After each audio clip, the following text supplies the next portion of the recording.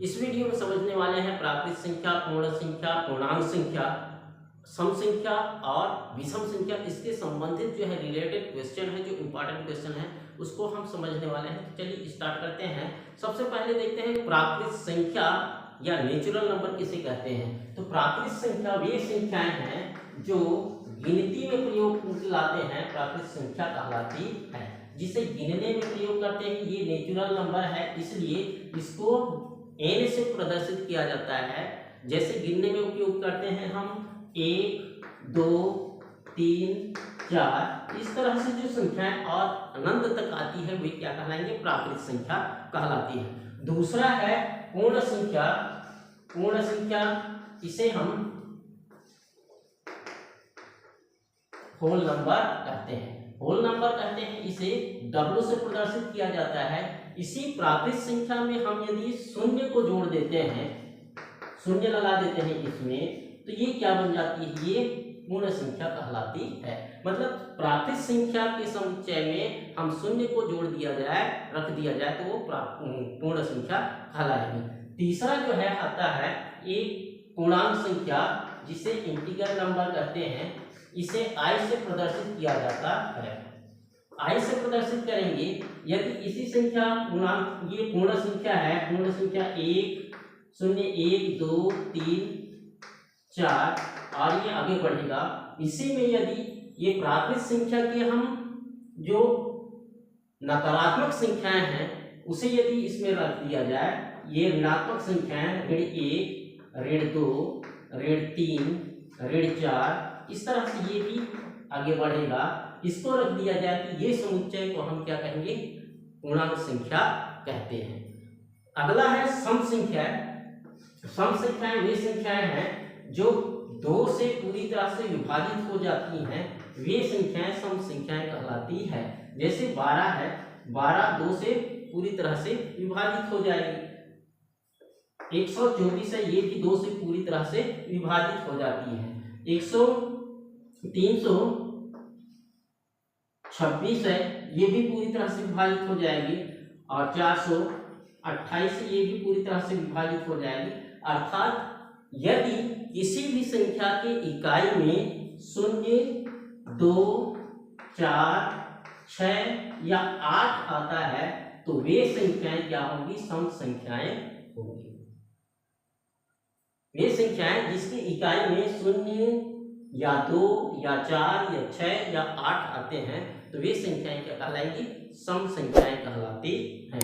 विषम संख्याएं वे संख्याएं हैं जो 2 से पूरी तरह से विभाजित नहीं होती है, वो विषम संख्या कहलाती है। विषम संख्या में जैसे 1, 3, 5, 7, 9, ये जो है 2 से पूरी तरह से विभाजित नहीं होती हैं और आगे भी आती हैं, तो ऐसी संख्याएं को हम विषम संख्या कहते हैं।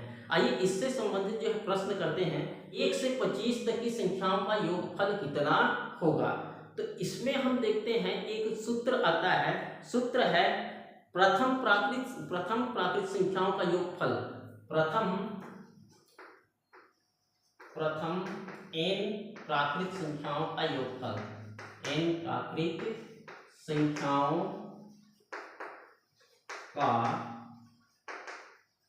योगफल बराबर हो जाएगा अंतिम संख्या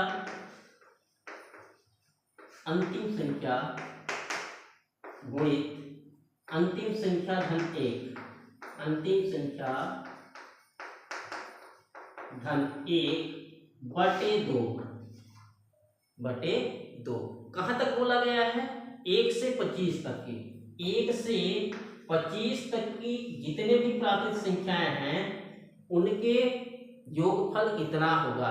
तो यहाँ पे हम मान रखेंगे n बराबर कितना हो गया, n बराबर 25।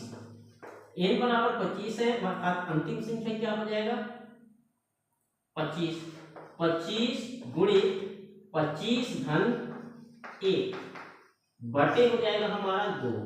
अब यहाँ पे हम हल करेंगे तो 25 गुणित 25 और 1 26 हो जाएगा बटे 2। इसको कैंसिल आउट कर देंगे, 2 1 कम 2, 2 1 कम 2, 2 3 6 और 25 गुणित 13 इसका गुणा करेंगे तो हम आंसर आएगा 325।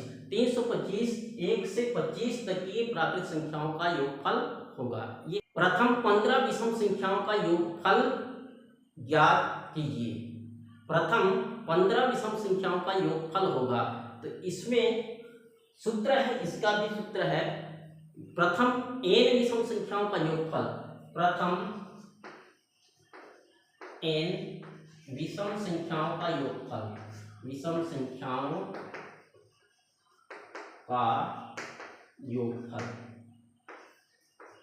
योगफल बराबर हो जाएगा n का स्क्वायर। तो कहां तक दिया गया है? प्रथम 15 विषम संख्याओं है, तो n बराबर कितना हो जाएगा? 15 हो जाएगा।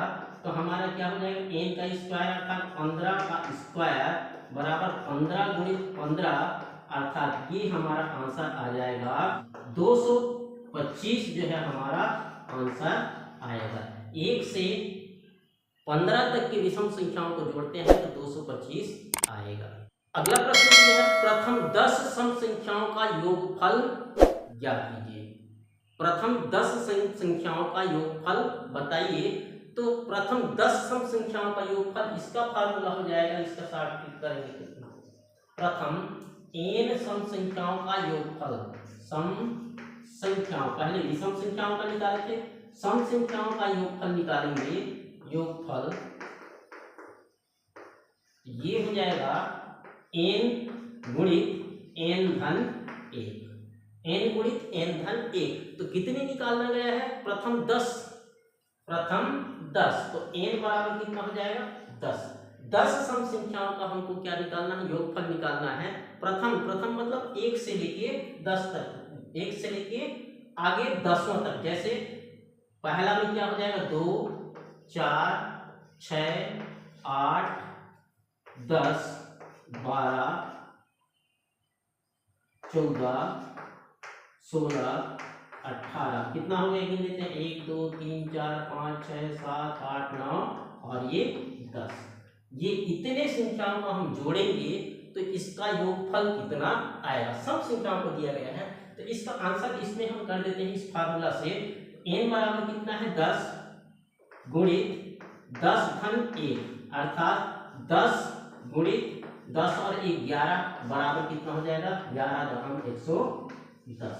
इसको भी यदि हम जोड़ के देखते हैं तो कितना आएगा? देखिए 8 और 2 10, 4 और 6 10 और ये 10 हो गया, और ये 18 और 20 कितना हो जाएगा? ये 30, और 16 और 20 ये 30, कितना हो गया? देखिए 10 20 30, 30 और 30 60, 60 और 30 90, 90 और 20 कितना हो जाएगा? 110। ये हमारा आंसर आ गया 110। 41 से 50 तक की क्रमागत संख्याओं का योगफल। पहले हमने क्या देखा था? प्रथम संख्याओं का योगफल देखा था, मतलब शुरू से देखा था, लेकिन ये बीच से पूछा गया है 41 से 50 तक की। तो इसका योगफल हम कैसे निकालेंगे? इसका योगफल के लिए एक सूत्र है, क्रमागत संख्याओं का योगफल बराबर n बटे 2 बड़े कोष्टक 2a धन n ऋण 1 माइनस d। अब n क्या हो जाएगा? n कितना है? 41 यदि 50 तक गिनते हैं तो कितनी संख्याएं होगी? 10 संख्याएं होगी। तो n हमारा 10 संख्याएं होगी। a कौन सा होगा? a सबसे पहले में कितना है? 41 है, तो a बराबर 41 हो जाएगा। अब इसका हम इसमें मान रखते हैं तो क्या हो जाएगा? 10 बटे 2 कोष्टक में 2 गुणित 41 धन 10 ऋण 1 और यहाँ पर भी ऋण 1 आ जाएगा। इसको हम हल करेंगे, 2 1 कम 2 2 5 6 10 5 और 41 2 1 कम 2 2 4 8 82 धन इसको हम घटाएंगे तो कितना आ जाएगा? 9 आएगा। 82 में हम 9 को जोड़ेंगे तो कितना आ जाएगा? ये 11 और ये 91, 5 गुणित 91 हमारा ये आएगा। इसको हम गुणा करेंगे तो 5 कम 5 5 गुणिया 45, 455 हमारा क्या आएगा? आंसर आएगा। देखिए 41 से 50 तक की संख्याओं को देखें तो कितना आंसर आया 455। 41 से 50 तक हमारा आंसर आया 455। तो 51 से 60 तक के बीच की कितना आ जाएगा क्रमांक संख्याओं का योग 50, 5 और 55, 555। और 61 से यदि 70 के बीच की क्रमागत संख्याओं का योग पूछा जाए तो कितना हो जाएगा 655। मतलब देख रहे हैं कि क्या आ रहा है 55 आ रहा है, मतलब दोनों के बीच की और 5 अधिक जो है आ रहा है। यदि 81 से 90 के बीच 81 से 90 तक की क्रमागत संख्याओं का योगफल निकाला जाए तो ये आ जाएगा 855। इस तरह से बड़ी संख्याओं का भी हम क्रमागत संख्याओं का योगफल हम ज्ञात कर सकते हैं। आशा है ये वीडियो आप लोगों को पसंद आया होगा। यदि पसंद आया है तो चैनल को सब्सक्राइब कर दीजिएगा और एक लाइक जरूर बनता है। मिलते हैं नेक्स्ट वीडियो में। पढ़ते रहिए, मुस्कुराते रहिए और आगे बढ़ते रहिए।